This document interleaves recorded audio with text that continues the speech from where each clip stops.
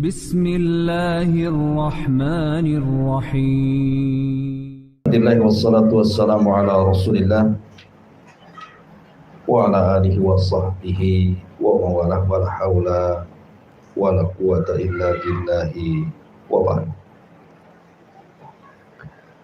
Kita lanjutkan kajian kita, masih membahas tafsir dari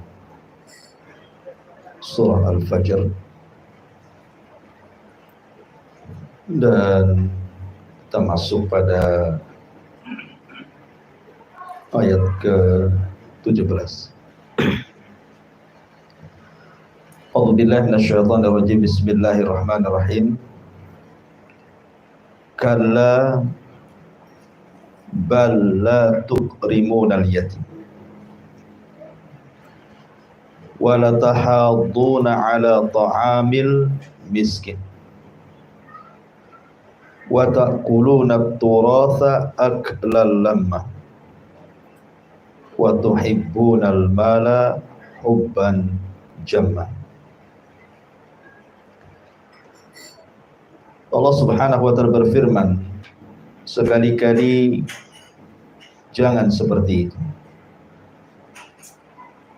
Bahkan kalian tidak pernah memuliakan anak yatim,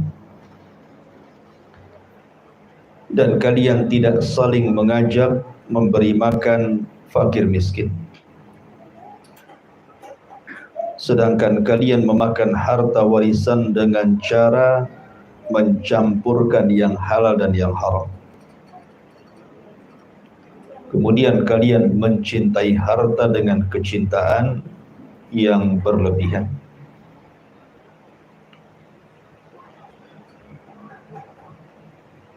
Empat ayat ini masih menyinggung tentang sifat orang-orang jahiliyah. Jadi orang-orang jahiliyah, mereka menganggap bahwa kemuliaan itu dilihat dari harta. Kalau mereka diberikan harta banyak, mereka mengira bahwa mereka sedang dicintai Allah. Kalau kemudian harta itu dihilangkan, mereka merasa mereka sedang dihinakan Allah. Sebab itulah mereka bakhil. Makanya ketika kita membahas surah Al-Ma'un, salah satu penyebab kenapa para tokoh-tokoh Quraisy itu sulit masuk Islam, karena dalam hati mereka tidak ada rahmat, tidak ada kasihan. Dan itu diperlihatkan dan dipertontonkan oleh pembesar Quraisy kepada anak-anak yatim dan fuqara wal masakin. Ketika Abu Jahal, ada yang mengatakan Umayyah, dan ada juga yang mengatakan tokoh yang lainnya dari tokoh-tokoh Quraisy, sedang menyembelih seekor unta. Kemudian datang anak yatim tidak menggunakan pakaian dan meminta sedikit dari daging unta ini. Tapi kemudian malah diambilnya tongkat dan didorongnya anak yatim sampai terjatuh, kemudian menangis dan lari ketakutan.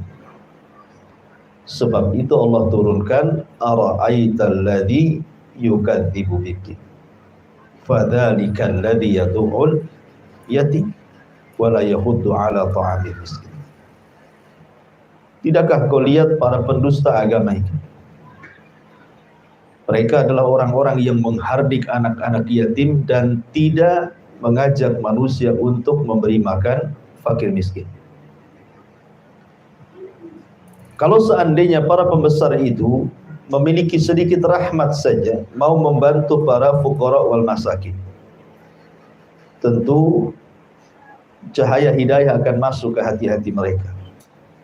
Tapi ketika dihilangkan perasaan rahmat, berubahlah menjadi keras hatinya. dan ketika keras itulah sulit hidayah masuk.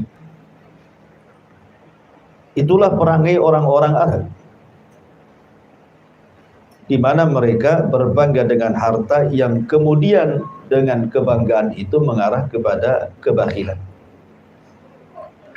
Nah, salah satu bentuk bakhil di sini Allah Subhanahu wa taala mengatakan kalla bal la tuqrimunal yatim.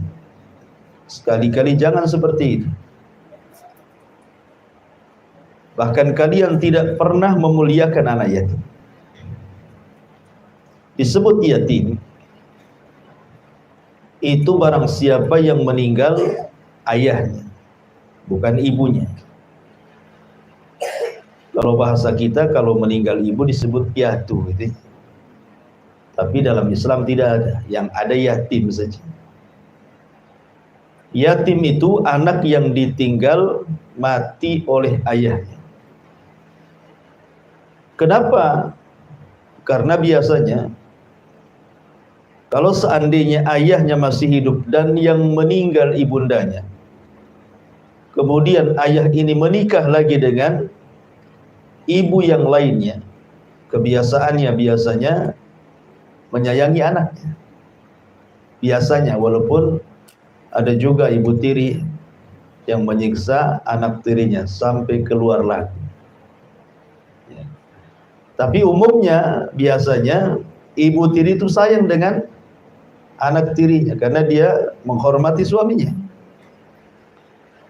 Tetapi sangat jarang sekali kalau seorang istri yang ditinggal mati oleh suaminya menikah lagi dengan seorang laki-laki, kesayangan seorang ayah yang bukan ayahnya itu biasanya sedikit, bahkan tak jarang menelantarkan atau tidak adil di dalam memberikan kasih sayang kepada anak dia dan anak bawaan istrinya. Biasa seperti itu.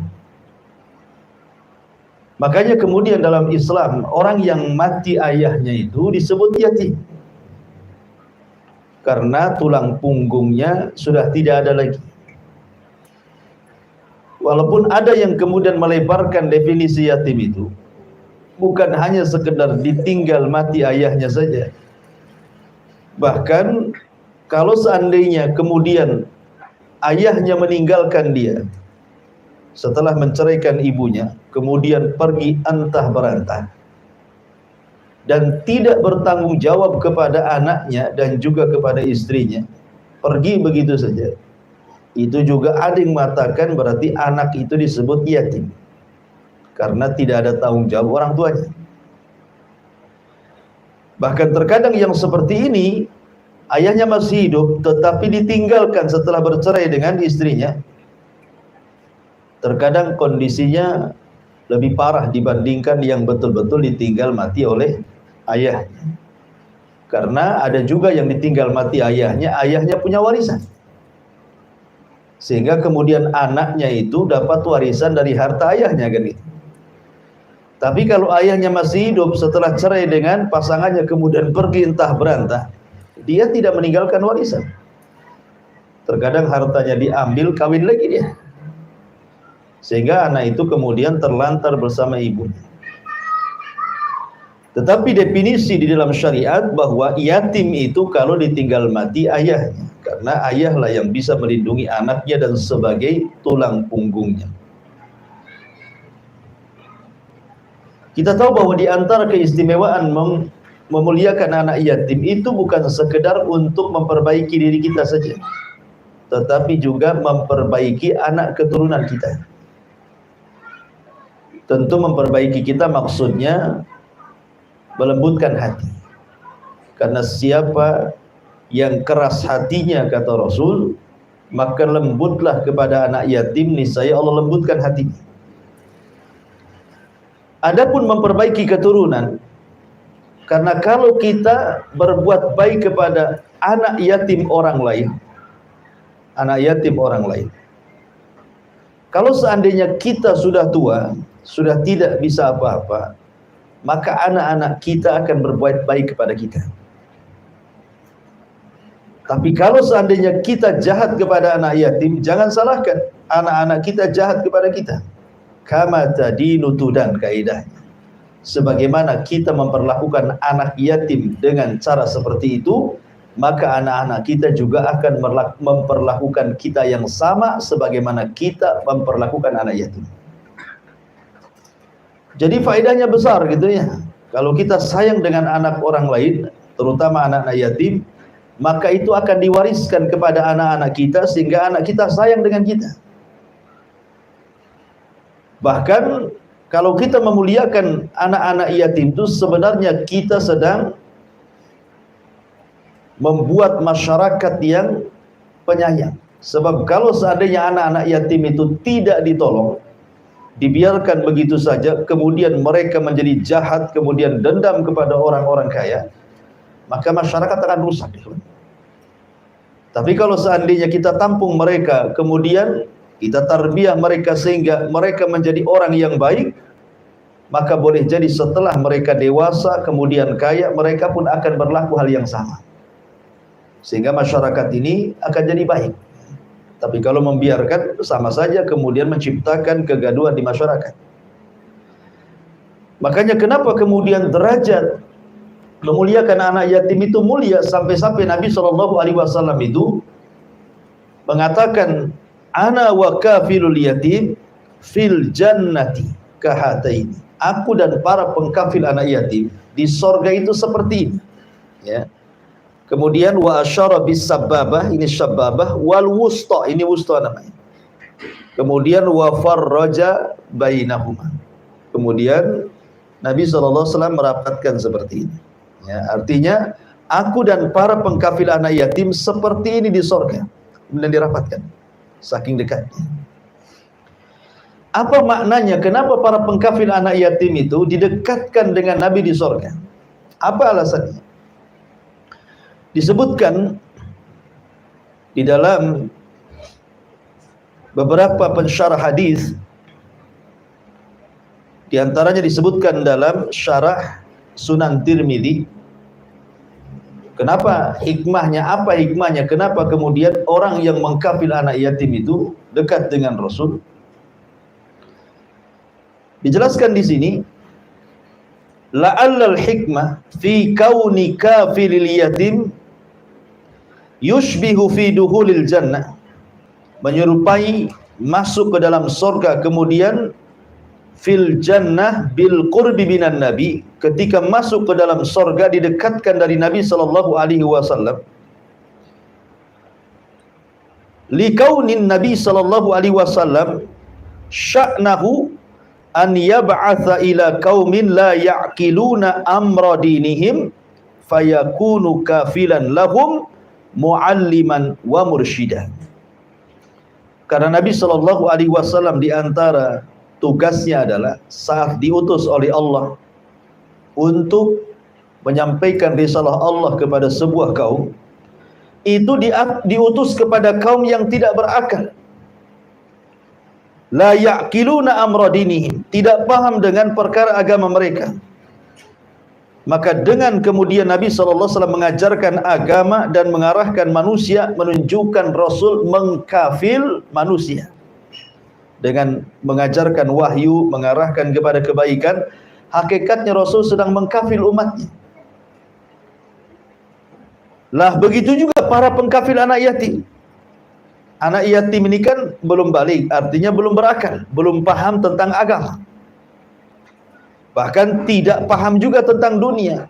Jadi kalau seandainya kita ajarkan, bukan hanya kita berikan nafkah, kita ajarkan dia ilmu, kita arahkan dia kepada kebaikan, kita ajarkan adab-adab, maka seolah-olah posisi kita sama dengan posisi Nabi. Ya, kalau Nabi mengajarkan, mengarahkan umatnya dan mengkafil mereka. Kalau pengkafil anak yatim, menjaga anak yatim, mengajarkan dan mengarahkan juga. Jadi ada kemiripan di sini. Makanya karena ada kemiripan, maka para pengkafil anak yatim itu, kata Nabi, seperti ini di sorga dengan saya. Itu ada salah satu yang mencoba untuk menggali hikmahnya. Kenapa pengkafil anak yatim itu ada kedekatan?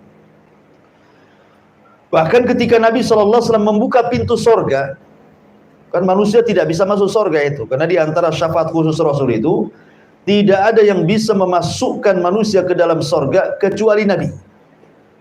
Bahkan para Nabi sendiri tidak bisa masuk sorga, karena pintunya tidak bisa dibuka. Yang bisa membuka pintu sorga kan cuma Nabi. Karena Rasul yang mengatakan, Ana awwal man aftatihu babal jannah. Sayalah orang yang pertama kali membuka pintu sorga.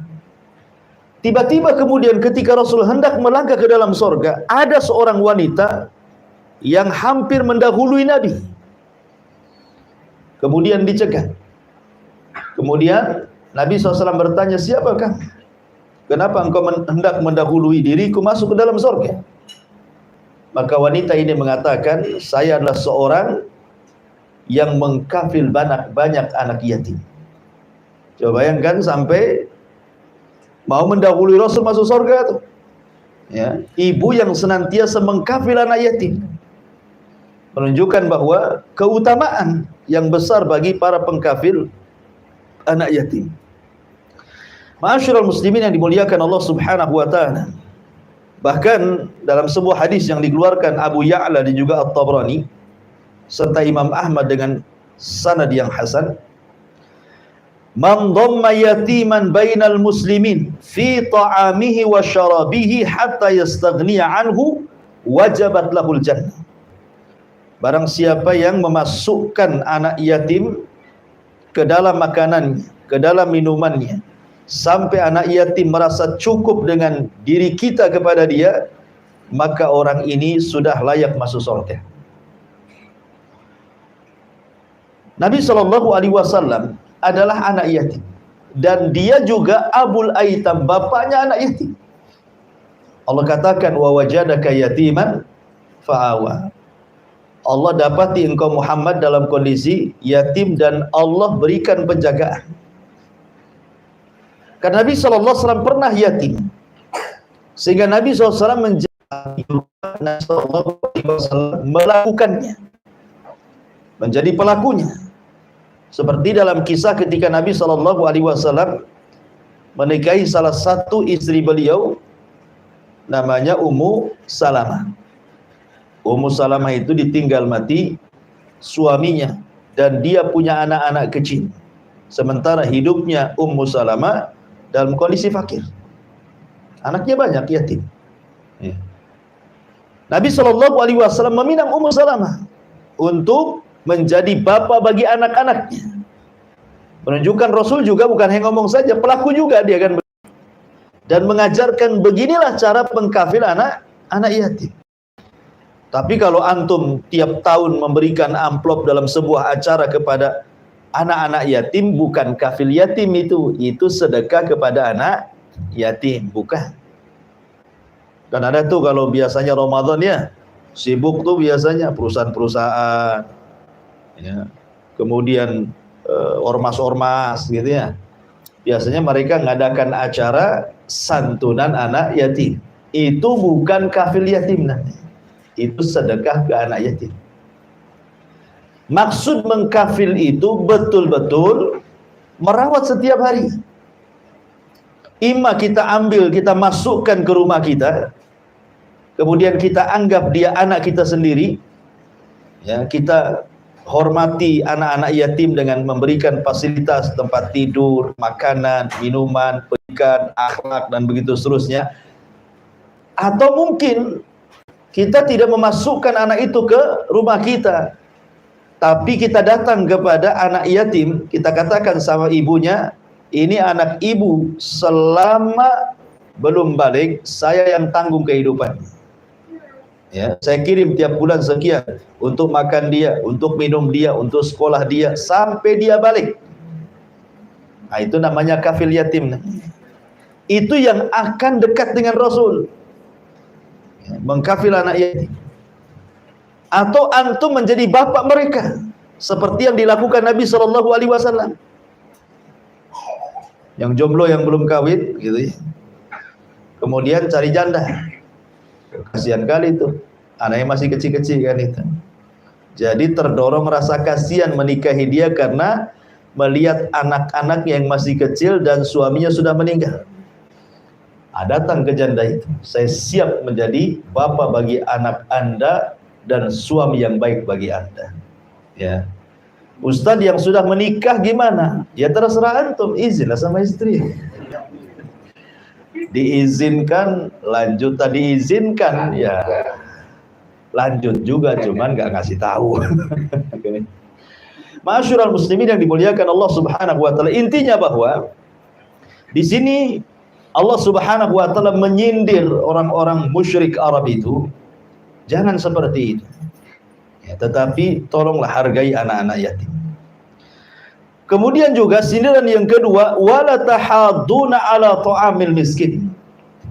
Dan kalian tidak mendorong orang lain untuk memberi makan orang-orang miskin. Ada yang mengatakan tahaddun di sini artinya zakat. Jadi kita tidak mendorong manusia untuk mengeluarkan zakat kepada orang-orang miskin. Ada juga yang mengatakan tahaddun di sini artinya sedekah. Ya, sedekah umum, beda zakat dengan sedekah ya. Zakat kan lebih khusus, sedekah kan umum. Zakat itu kewajiban, sedekah itu kerelaan. Ya kan? Jadi ada juga yang mengatakan bahwa tahaddun ini artinya tidak menganjurkan sedekah kepada orang lain untuk membantu miskin.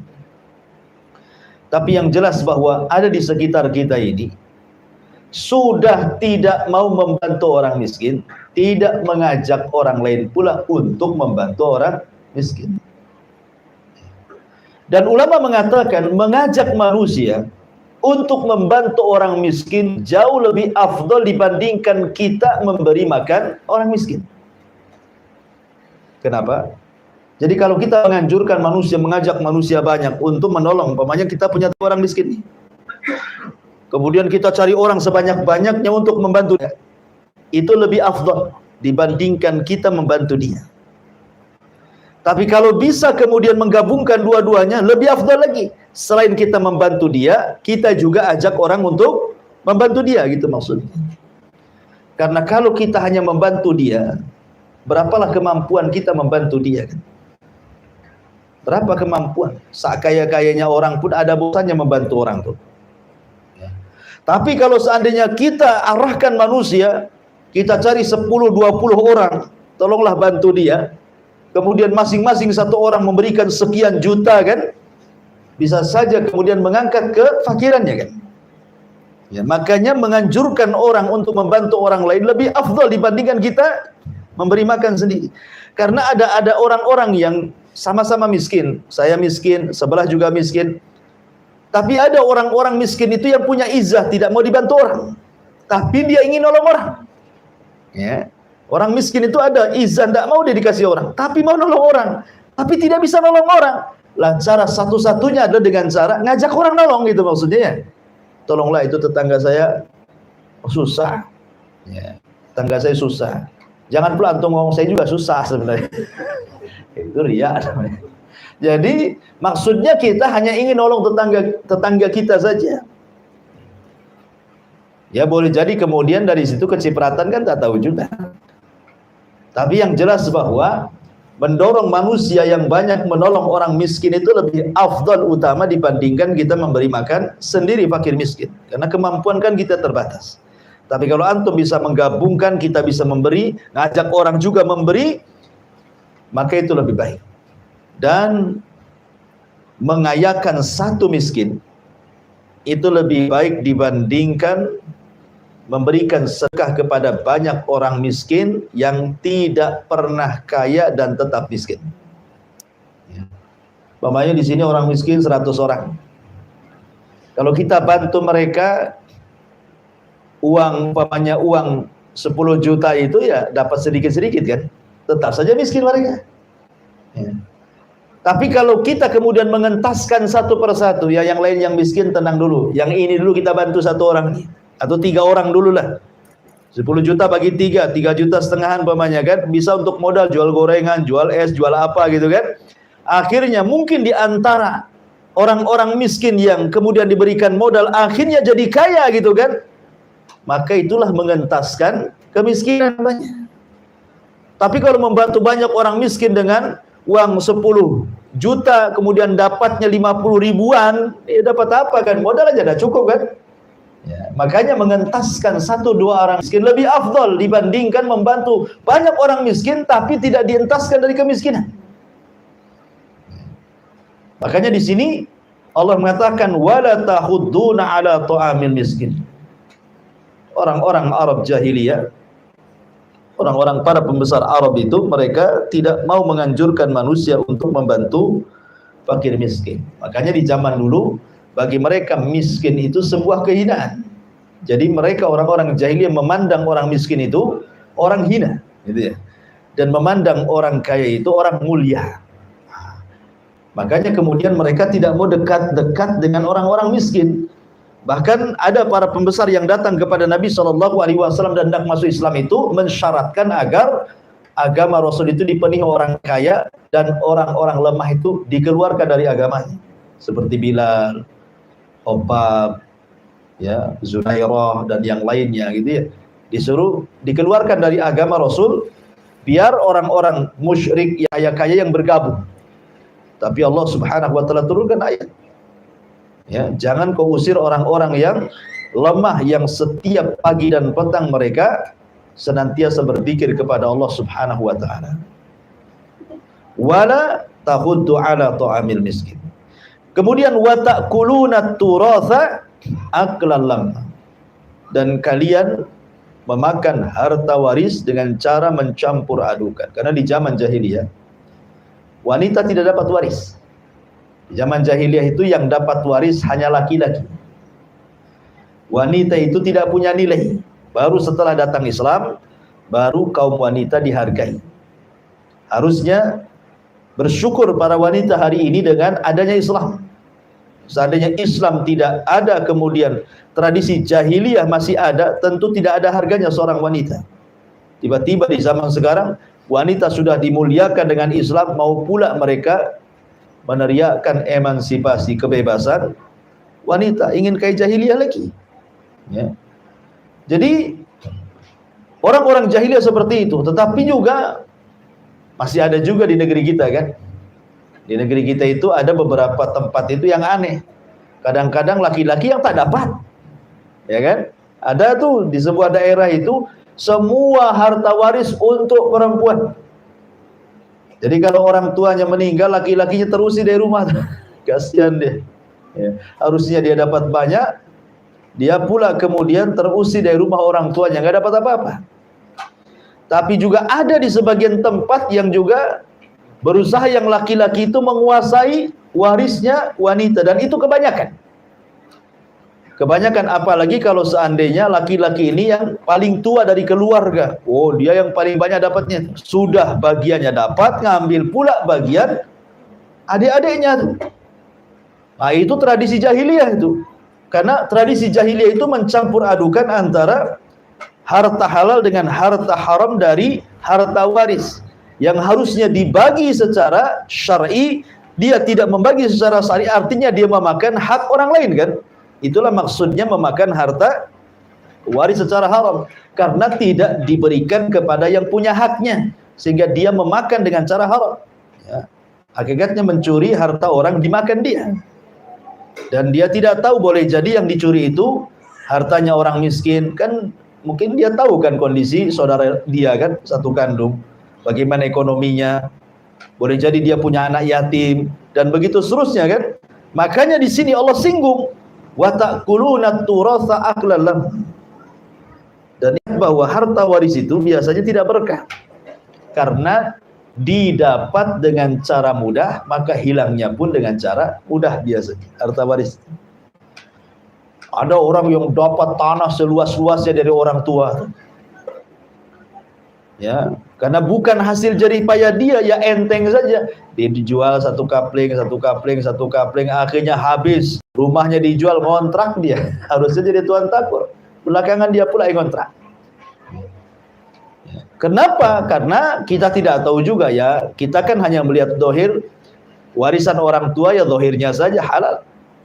Tapi kan terkadang kita tahu orang tua itu kerjanya apa, mendapatkan tanah itu dari mana duitnya kan. Harta halal ke harta haram, terkadang sebagian anak itu tahu bahwa harta itu sebenarnya tidak beres. Mungkin orang tuanya dulu dapat judi togel, umpamanya kan, dapatlah dia miliaran, orang tua beli apartemen, beli ini, beli itu kan, akhirnya meninggal. Anaknya tahu sebenarnya ini hasil itu, sudah tahu itu hasil haram, kemudian rebutan pula dengan saudaranya untuk mengambil yang haram tadi kan gitu ya. Nah, jadi tidak berkah jadinya. Ya, kebanyakan begitu. Kebanyakan orang yang memperebutkan waris itu sebenarnya itu memperebutkan harta yang tidak berkah sebenarnya. Makanya banyak bunuh-bunuhan gara-gara waris. Ya kan? Banyak bunuh-bunuhan. Kecuali kalau kita tahu orang tua kita ini orang baik, mencari harta juga dengan cara halal gitu ya. Kita paham lah ini harta halal semua. Saya tahu orang tua saya kerja apa. Ya tentu insya Allah harta itu berkah. Yang tidak berkah itu kalau seandainya rebutan hartanya itu, akhirnya yang satu memakan harta yang lainnya. Itulah yang Allah katakan wa ta'kuluna turatsa aqlal. Lah tiga perkara ini tentu ada penyebabnya. Kenapa orang tidak mau menolong anak-anak yatim, memuliakan anak-anak yatim padahal besar pahalanya?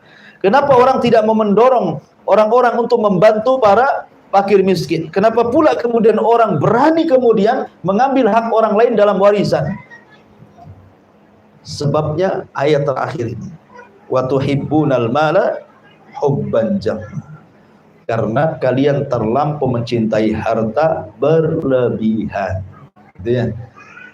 Kalau orang sudah mencintai harta berlebihan, harta itu sirru tughyan, rahasia bejatnya manusia. Harta itu rahasia bejatnya manusia, sehingga dengan harta itulah hawa nafsu mendorongnya sehingga tidak mau menghargai anak yatim, tidak mau menolong fakir miskin, bahkan rela mengambil harta orang lain. Kekayaan itu adalah sirru tughyan. Saya akan contohkan. Nabi SAW mengisahkan kisah tentang 3 orang Bani Israel. Kisah ini terdapat dalam kitab Riyadhus Shalihin. Ma'ruf kisahnya. Jadi ada 3 orang yang Allah Subhanahu wa taala berikan ujian. Yang satu Allah berikan ujian berupa kepalanya penuh dengan penyakit dan tidak tumbuh rambut, sehingga orang jijik melihat bahkan tidak mau mendekatinya. Sudah miskin, diuji seperti itu, makin merana, gitu ya. Kemudian yang kedua, orang kedua ini diuji semua badannya, kulitnya penuh dengan penyakit, penuh dengan borok pun macam-macam lah. Orang pun menjauhi. Sudah miskin diberikan penyakit seperti itu. Dan orang ketiga orang buta. Akhirnya Allah Subhanahu wa taala hendak menguji mereka. Ingat bahwa ujian itu juga bukan berlaku kepada kemiskinan saja. Kaya pun ujian dari Allah, ya kan? Wa nabluukum bisyarri wal khairi fitnah. Kami akan uji dengan kebaikan dan dengan keburukan sebagai fitnah bagi manusia. Datanglah malaikat, kemudian mencoba mendatangi orang yang pertama itu, yang kepalanya banyak penyakitnya dan tidak tumbuh rambut itu. Bertanya, wahai fulan, seandainya nih, engkau punya angan-angan, kira-kira angan-anganmu apa? Gitu ya. Maka dia mengatakan, aku tidak punya angan-angan kecuali Allah sembuhkan penyakit kepalaku, Allah tumbuhkan rambut di kepalaku, dan Allah berikan rambut yang indah sehingga manusia tidak menjauhi dan membenci diri. Karena di zaman itu kan rambut itu kan luar biasa ya, mahkota di zaman dulu kan. Kalau di zaman sekarang ya biasa aja lah kan. Oh di zaman dulu ya, jangankan rambut di kepala, potongan rambut saja dijual orang dulu itu. Ya, jadi nggak dibuang tuh kalau seorang wanita memotong rambut, itu dijual tuh rambutnya untuk gelung kan. Mahal orang dulu itu. Jadi dulu itu memang bergaya itu dengan kepala. Ya, kalau sekarang enggak perlu mau botak, mau ada duit apa, mau ada rambutnya, yang penting tebal aja lah dompetnya. Banyak perempuan datang. Bahasanya seperti itu ya. Kalau orang dulu kan penampilannya biasanya dari rambut ya. Makanya kemudian orang ini meminta diindahkan rambutnya. Kemudian akhirnya malaikat yang menjelma manusia ini berdoa kepada Allah, kemudian diusaplah kepala orang itu. Tiba-tiba semua penyakitnya rontok. Kemudian tumbuhlah rambut yang sangat indah. Tidak ada rambut seindah orang ini di kampung itu. Sehingga orang pun tidak jijik dan orang pun senang dengan dia, bahkan memuji rambutnya.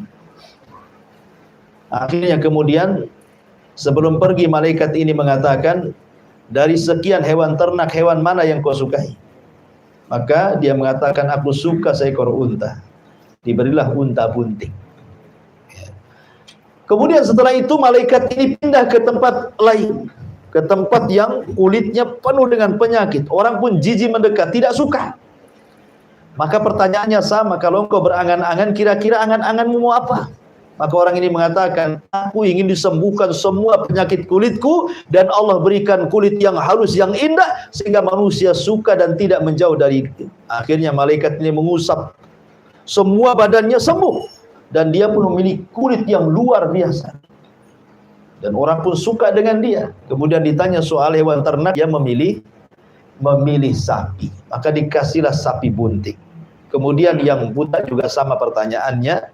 Akhirnya diusap matanya, melek. Kemudian ditanya hewan ternak apa yang dia sukai. Dia suka kambing, maka dikasih kambing bunting. Habis itu malaikat meninggalkan 3 orang ini. Rupanya unta bunting ini akhirnya melahirkan 2 unta yang berpasang-pasangan. Kemudian anaknya yang berpasangan besar, kemudian melahirkan unta lagi. Akhirnya tanpa sadar, dari 1 unta bunting menjadi 1 lembah unta. Kaya dia dengan untanya. Orang yang kedua juga sama. Ketika sapinya melahirkan, kemudian anak-anaknya melahirkan lagi sampai dia punya peternakan sapi 1 lembah. Termasuk orang buta juga sama. Kambingnya berkembang biak sampai kambingnya 1 lembah. Disinilah Allah Subhanahu wa Ta'ala hendak menguji. Yang tadinya Allah uji mereka dengan keburukan, sekarang Allah uji dengan kebaikan. Karena ujian itu 2 ya. Keburukan ujian, kebaikan juga ujian. Mereka sudah baik itu. Mereka sudah sehat, ganteng, indah, disukai orang, punya kekayaan, apalagi yang diindaki. Maka Allah utus malaikat yang sama, cuman ketika mendatangi orang itu, malaikat menjelma seperti orang yang ketika orang itu sedang fakir-fakirnya. Kepalanya masih penyakitan, masih botak. Jadi malaikat itu menjelma orang botak yang banyak penyakit di kepalanya. Supaya diingatkan gitu maksudnya. Kalau orang berpikir kan, iya dulu juga saya seperti kamu. Nah gitu ya. Maksudnya begitu malaikat menjelma itu. Tapi rupanya orang ini kufur nikmat.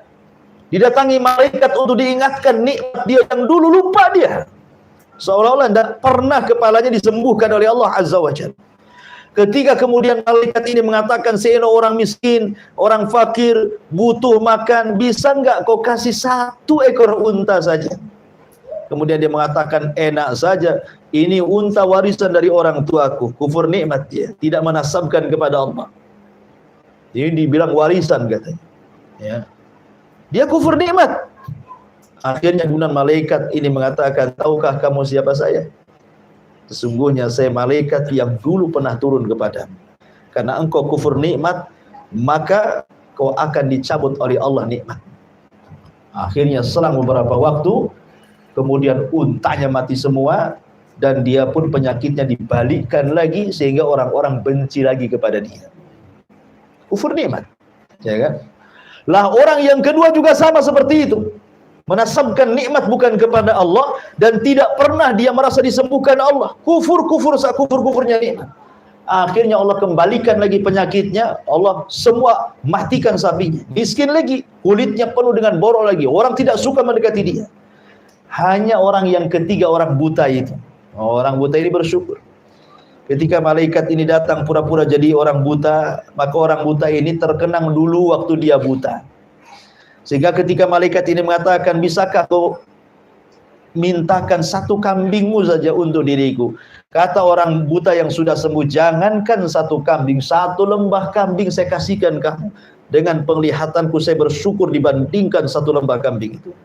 Maka malaikat ini mengatakan, tidak, sungguhnya saya malaikat, saya diutus Allah untuk mengujimu dan kau telah lulus ujian. Akhirnya dia tetap melihat dan kambingnya semakin banyak. Begitulah la in syakartum la azidannakum wa la in kafartum inna adzabi lasyadid. Kalau engkau kufur maka telah siap-siap azab Allah yang pedih, tapi kalau engkau syukur la azidannakum, kami akan tambah nikmat kalian. Kembali bahwa wa tuhibbunal mala wa tuhibbunal mala. Di sini ada kalimat al-mal. Dalam bahasa Arab harta ini disebut malun. Dalam bahasa Arab harta itu disebut malun. Malun itu diambil dari fiil mala yamilu mail. Artinya kecondongan. Kenapa harta disebut mal? Karena jiwa itu condong untuk memilikinya. Dan jiwa itu condong kepada para pemilik harta. Jadi jiwa condong untuk mengambilnya, dan jiwa juga condong kepada para pemilik harta. Kan begitu ya? Kalau antum melihat tetangga, rumahnya bagus, cantik, kemudian punya mobil cantik gitu ya, kebunnya banyak, kos-kosannya banyak, terkadang kita berangan-angan kapan saya seperti dia, seolah-olah ingin memilikinya. Ya, karena harta itu disebut mal. Ya. Ataupun condong kepada para pemilik harta. Apabila para pemilik harta sudah ngomong, pendapatnya paling didengar. Ya kan? Kalau orang yang punya pemilik harta sudah bicara, paling didengar dia. Pemanya di masjid mengadakan rapat antara Pak Imam, kepala yayasan, dan para penyumbang. Dibuka rapat hari ini. Kemudian kata Pak Imam, sebaiknya begini. Kenapa begitu? Karena ada dalilnya, Quran, Sunnah, bla bla bla bla. Gitu. Dibantah sama muhsinin. Oh, enggak bisa. Kalau nggak ikut saya, berhenti saya sumbangan. Akhirnya apa? Akhirnya Pak Imamnya dipecat. La ilaha illallah. Coba. Pak Imam yang dipecat. Alasannya Pak Imam kan bisa dicari, tapi yang nyumbang susah nyari. Nah, kan gitu ya. Biasanya alasannya seperti itu, karena memang harta itu disebut harta mal. Orang cenderung gitu ya. Ya, mal itu, makanya kenapa Imam Syafi'i rahimahullah ta'ala mengatakan, ra'aitun nas qad malu ala man indahu malun wa ma la indahu malun fannasu anhu qad malu. Kata Imam Syafi'i rahimahullah ta'ala, ra'aitun nas qad malu, aku melihat manusia sungguh malu. Ya, malu, mereka sangat ingin mendekati pemilik harta, condong kepada para pemilik harta itu. Tetapi wa ma la indahu malun, tetapi kepada orang yang tidak punya harta sama sekali, fannasu anhu qad malu, maka manusia pun berpaling dari dia. Contoh sederhananya ya, sering saya contohkan kepada antum. Kalau antum punya anak perempuan, ya, ada dua laki-laki yang melamar anak antum. Satu santri Jabal Uhud, hafal Quran, tapi miskin, tinggalnya di Ruli. Satu dokter spesialis, gajinya 1 bulan 1 miliar. Kira-kira antum jodohkan ke yang mana nih? Ini dokter ganteng, udah ganteng, kaya, gajinya banyak. Ini santri dah hitam, kriwel, tapi hafal Quran. Tinggal di Ruli pula. Ya, pasti karena harta itu disebut mala yamilu. Ya kan? Mala yamilu artinya kecondongan kepada pemilik harta kan? Ya dia mikirlah, ya sudahlah, yang santri Jabal Uhud nanti aja lah ya.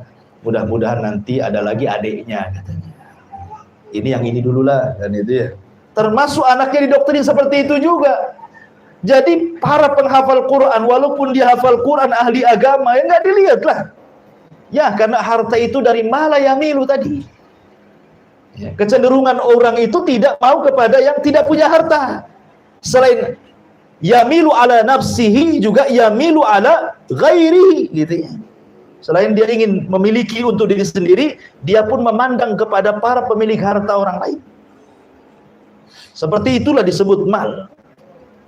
Makanya di sini Allah mengatakan wa tuhibbunal mal, kalau orang terlampau cinta ya memalingkan harta dimasukkan ke dalam hati kita, hubban jamma, jadilah manusia-manusia yang tidak pernah memuliakan anak yatim, tidak pernah membantu fakir miskin, dan mereka rela untuk mengambil hak orang lain. Karena biasanya orang yang terlampau cinta dengan harta maka melahirkan sifat-sifat bakhil. Namanya cinta dengan harta, hilang sedikit saja ditotal sama dia.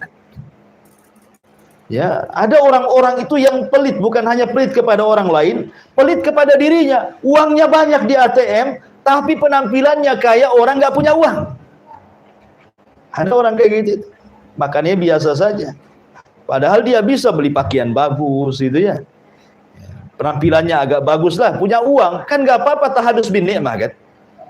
Tahadus bin nikmah itu tidak ada masalah. Antum punya uang, beli sendal bagus, ya. Beli jam tangan bagus gitu, beli pakaian bagus, beli mobil bagus, tidak ada masalah. Itu namanya tahadus bin nikmah. Allah mengatakan fa bi ni'mati rabbika fahadits. Kita disuruh menampakkan nikmat Allah kan. Jadi tidak ada masalah. Yang tidak boleh itu kalau tujuan kita membeli sandal, membeli baju, membeli tas, membeli jam, membeli handphone dalam rangka merendahkan orang lain, itulah letak kibernya di situ, sombongnya. Letak sombongnya itu bukan di pakaiannya, bukan di jamnya, bukan di handphonenya, tapi di hati dia. Tujuan membelinya itu untuk merendahkan dan menyakiti orang fuqara wal masakin, itu maksudnya.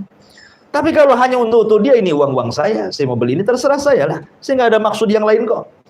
Bahkan kalau seandainya dia beli mobil bagus kemudian untuk menolong orang kan lebih baik lagi gitu ya.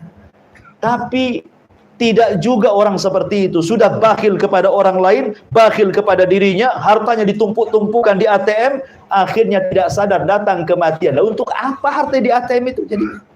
Masa disimpan sampai dia mati saja kan? Nggak ada gunanya jadinya. Karena sesungguhnya harta itu kembali ke pemilik harta, ikhwan, di akhirat itu. Makanya ada istilah man asha ala syai'in mata ala syai'in wa man mata ala syai'in bu'itsa ala syai'in, katanya. Ada istilah seperti itu. Siapa yang hidup kemudian melakukan kebiasaan tertentu, maka mati pun dia akan sama dengan kebiasaannya. Kalau mati sama dengan kebiasaannya, dibangkitkan pun sama seperti kebiasaannya. Kalau seandainya dia hidup bakhil gitu kan, tidak mau membantu fakir miskin, maka saat matinya juga sama seperti itu. Dibangkitkannya pun sama seperti itu. Bahkan jadi beban harta itu, karena pertanyaannya dua, masalahnya harta itu kan. Makanya ada istilah, Nabi SAW pernah mengatakan, orang-orang miskin lebih dulu masuk surga dibandingkan orang kaya, jaraknya setengah hari kehidupan akhirat. Kata orang kaya, nggak apa-apa kan setengah hari sebentar. Setengah hari akhirat beda dengan setengah hari dunia. Setengah hari akhirat itu sama dengan 500 tahun, karena satu harinya sama dengan 1000 tahun. Jadi nunggu 500 tahun masuk surga orang kaya itu. Ya, setengah harinya akhirat itu sama dengan 500 tahun.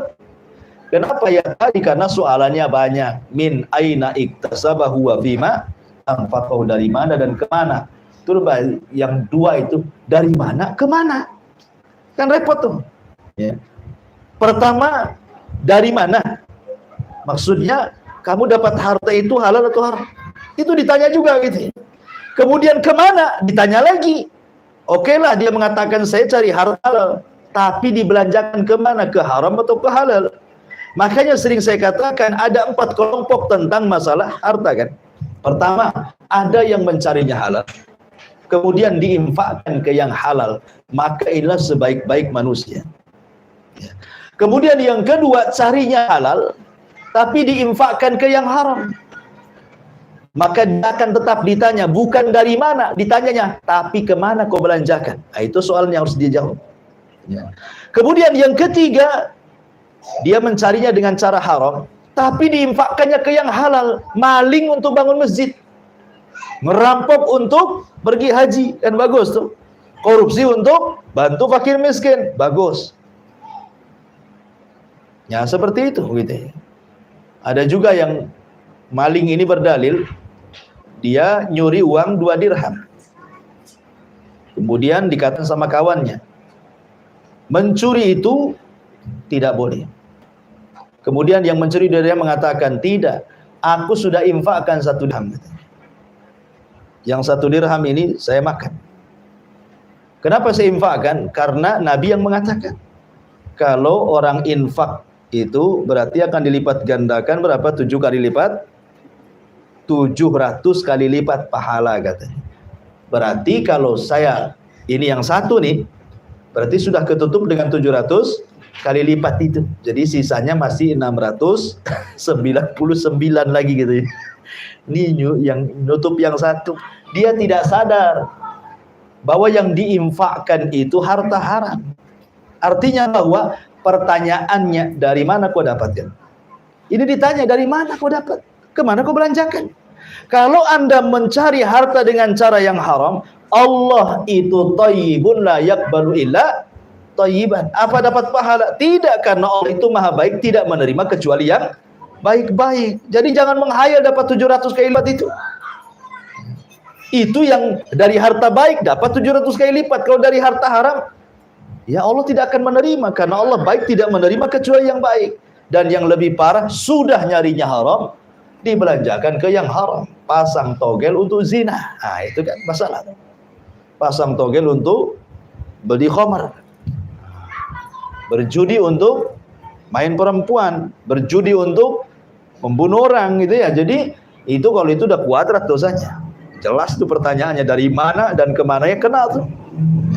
Baik, kembali bahwa wa tuhibbunal mala hubban jamma. Di sini Allah Subhanahu wa taala ingin menyebutkan sebab rahasia jahatnya orang itu karena terlampau mencintai harta, dan itulah yang dilakukan orang-orang Arab jahiliyah. Karena konteks ayat ini kan ditujukan kepada mereka, tetapi dalam bahasa usul Quran, al-ibratu bi umumil lafzi la bi khususi sabab. Sebuah pelajaran itu bukan karena sebab turunnya, tapi karena umum lafadznya, sampai juga mencakup kita kalau sifatnya seperti mereka. Wallahu a'lam bishawab. Ini 4 ayat dulu, silahkan kalau ada yang bertanya. Tafadhol. Ya. Jadi kalau ada seorang anak saja yang ditinggal tinggal pergi sama bapaknya, Oke. apakah anak itu menjadi kewajiban dari pamannya atau kakeknya dari pihak bapaknya, dan apakah si pamannya atau kakeknya itu berdosa jika tidak menafkahi si anak tadi? Tapi si paman sama kakeknya tadi udah nasihatin bapaknya untuk menafkahi si anak tadi. Maksudnya ini peristiwanya bercerai gitu, itu gimana? Ya. Suami istri bercerai, kemudian anak bapaknya pergi entah kemana. Akhirnya istri dan anaknya terlantar. Kewajiban siapa ini? Gitu pertanyaan antum kan? Ya sudah, alhamdulillah. Ya kembali bahwa kalau seorang wanita tidak punya suami, maka dia kembali ke keluarganya. Kembali ke keluarganya. Ya, artinya saudara-saudaranya harus menolong dia kalau dia tidak punya suami. Tapi kalau sudah punya suami, berarti tanggungan suami. Apanya dia susah, kan ada suami. Ya. Tapi kalau sudah tidak ada suaminya, berarti kewajibannya kembali kepada orang tuanya. Jadi anak wanita itu kembali kepada orang tuanya kalau masih ada orang tuanya. Kalau enggak, ya ikut pamannya. Dan kalau seandainya saudara-saudara laki-lakinya yang sekandung itu Allah berikan nikmat banyak, maka dia beri nafkah kepada saudaranya. Memberikan nafkah kepada mereka jauh lebih afdal dibandingkan membantu fuqara wal masakin. Karena mereka, antum dapat 2 perkara. Kalau membantu mereka, 1 membantu pahala sedekah, 1 pahala silaturahim, menyambung silah. Ya dapat silah dan dapat pahala sedekah. Tapi kalau membantu fakir miskin, ya dapat pahala sedekah saja, tapi tidak dapat pahala silah. Ya, wallahu a'lam. Batas mengkapi yatim tadi, apakah sampai dia balik atau sampai dia mandiri? Sampai balik. Karena Nabi SAW mengatakan la aitama ba'dal bulugh. Tidak disebut anak yatim lagi kalau sudah balik. Berarti nanti titelnya bukan yatim, tapi bisa miskin, bisa fakir, kan itu ya. Jadi kalau antum ingin mengkafir anak yatim, itulah batasan syariat. Sebenarnya tidak lama. Kalau anak perempuan kan 9 tahun sudah balik. Kalau anak laki-laki 15 tahun sudah balik, kan gitu ya. Berarti kalau sudah 9 tahun anak perempuan, 15 tahun anak laki-laki, berarti antum sudah dapat pahala kafir. Kalau antum mau menambah lagi, berarti antum menambah pahala kafil menjadi pahala membantu fakir miskin, berubah. Ya. Dan tentu pahalanya berbeda karena ada hadis Nabi sallallahu alaihi wasallam tentang masalah ini. Kata Nabi sallallahu alaihi wasallam, as-sa'i ala al-armalati wal miskin kal mujahid fi sabilillah. Wa kal qa'imil ladzi la yaftur wa qas-sha'imil ladzi la yaftur. Apa kata Rasul? Orang yang menolong hamba-hamba dari kalangan janda-janda miskin ataupun orang-orang miskin maka kedudukannya sama dengan orang yang berjihad di jalan Allah dan sama dengan orang yang sholat malam tidak pernah futur dan orang yang berpuasa tidak pernah berbuka. Bayangkan, membantu janda yang miskin gitu ya, ataupun orang miskin kata Rasulullah itu sama kedudukannya dengan mujahid, sama kedudukannya dengan orang yang sholat malam setiap malam dan tidak berhenti, sama kedudukan dengan orang yang berpuasa sunnah tidak pernah berbuka. Luar biasa tuh pahalanya ya, membantu orang miskin itu. Jadi itu pahalanya sudah beda lagi dari pahala mengkafil menjadi pahala mujahid, seperti orang sholat malam, seperti orang yang berpuasa. Jadi double pahalanya dia kalau mau meneruskan terus mengkafilnya. Wallahu a'lam.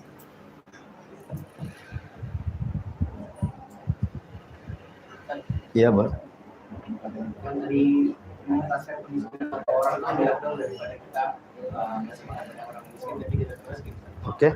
Nah itu mengentaskan itu sama kayak dia bisa menafkahi diri sendiri atau batasannya seperti Ya alhamdulillah, yang mengentaskan fakir miskin. Maksudnya kalau kita, contoh mamanya zakat.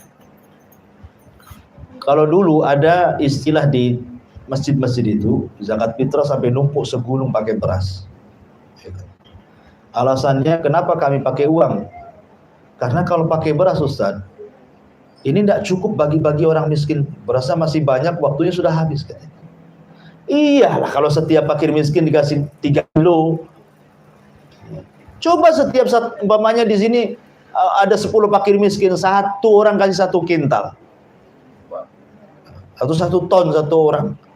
Kan lama dia miskinnya. Ya kan? Artinya dia nggak minta-minta lagi dengan beras itu kan. Dia akan makan aja nggak akan minta-minta lagi. Jadi jangan berpikir gimana kasih.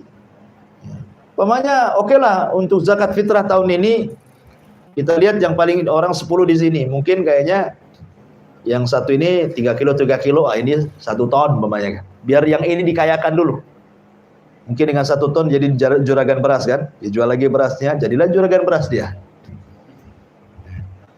Kaya nanti tahun depan besok lagi. Karena kalau seandainya kemudian kita bagi rata dan orang miskin tetap miskin, sampai kapan nih orang miskin nih lahiran miskin lagi anaknya, nanti lahiran lagi miskin lagi cucunya, makin berkembang itu ya. Ya. Tapi kalau dientaskan satu, ya anaknya jadi kaya nanti, sekolahkan tinggi-tinggi. Nah, jadi ya ini kan bahasanya kan istiadat para ulama seperti itu. Bagaimanapun mengentaskan orang miskin itu 1-2 lebih afdol dibandingkan sama sekali tidak mengentaskan satu miskin pun walaupun menolong. Itu maksudnya. Wallahu a'lam. Subhanallahi bihamdika, asyhadu an la ilaha illa anta, astaghfiruka wa atubu ilaik. Wallahu ta'ala. Assalamualaikum warahmatullahi wabarakatuh.